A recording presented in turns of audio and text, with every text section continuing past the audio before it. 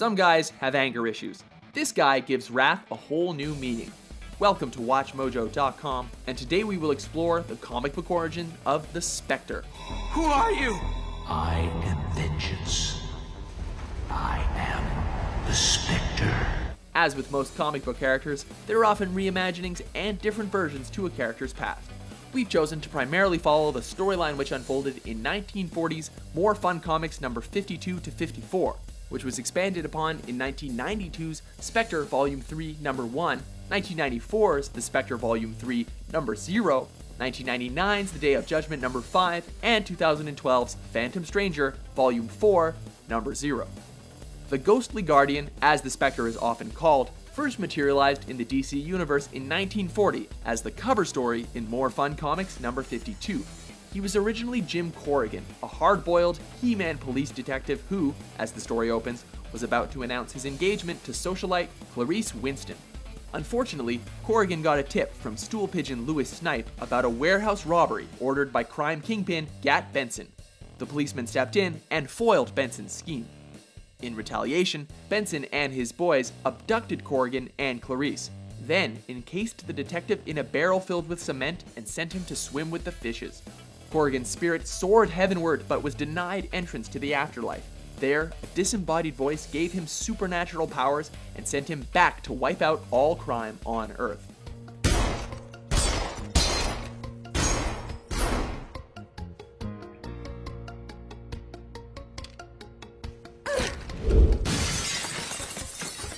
You can't kill a dead man.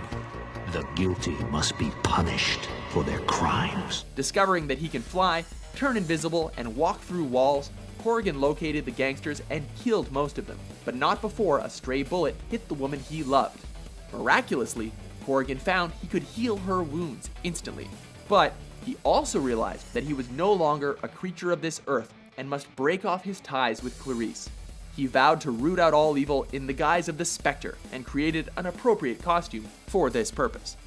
Later, the mysterious voice offered Corrigan one last choice.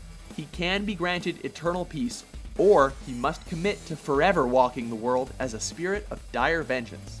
Although he craved peace, if the Spectre accepted the offer, he would be unable to save Clarice from certain death. So he gives up his last chance for eternal rest to save the woman he can no longer hope to love. The almost omnipotent Spectre disappeared in the 1940s, but was revived in the 1960s, and has been a steady presence in the DC universe ever since. His origin story has undergone several revisions, some minor, some of them major. For example, in the 1990s, the Spectre's origin was retooled, and it was discovered that Corrigan's death was set in motion by Louis Snipe, the stool pigeon who told the detective about Benson's warehouse robbery. The Spectre obviously exacted appropriate revenge. A few years later, a more significant revision occurred. Confronting his demonic archenemy Beltane, the Spectre discovered that he had been in existence for many years before Corrigan's death. The Wrath of God had been incarnated as the Spectre in many different forms going back thousands of years.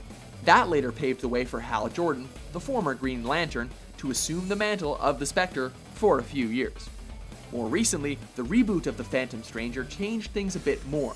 In this retelling, Corrigan's girlfriend, now named Gwen Sterling, was kidnapped by a mobster named McLaurin. Corrigan wanted to hunt him down, but was intercepted by the Phantom Stranger, who had been instructed by a mysterious voice to lead Corrigan to a certain location. This turns out to be a warehouse where McLaurin and his men lie in wait, trapping and gunning down Corrigan, and releasing the wrath of the Spectre, who is not too happy with the Phantom Stranger. The Spectre has made rare appearances outside of the comic books. He was featured prominently in an episode of Batman, the Brave and the Bold, Spectre, what's your stake in all of this? and starred in an animated short called DC Showcase, The Spectre, that was included on a DVD release. This is impossible! In the land beyond the living, all things are possible. The Spectre may be a bit scary for younger fans, but those with a little taste for horror have a special place in their hearts for this vengeful ghost. Are you a fan of the wrathful Spectre? For more comic book origins, be sure to subscribe to WatchMojo.com. I wouldn't know anything about that.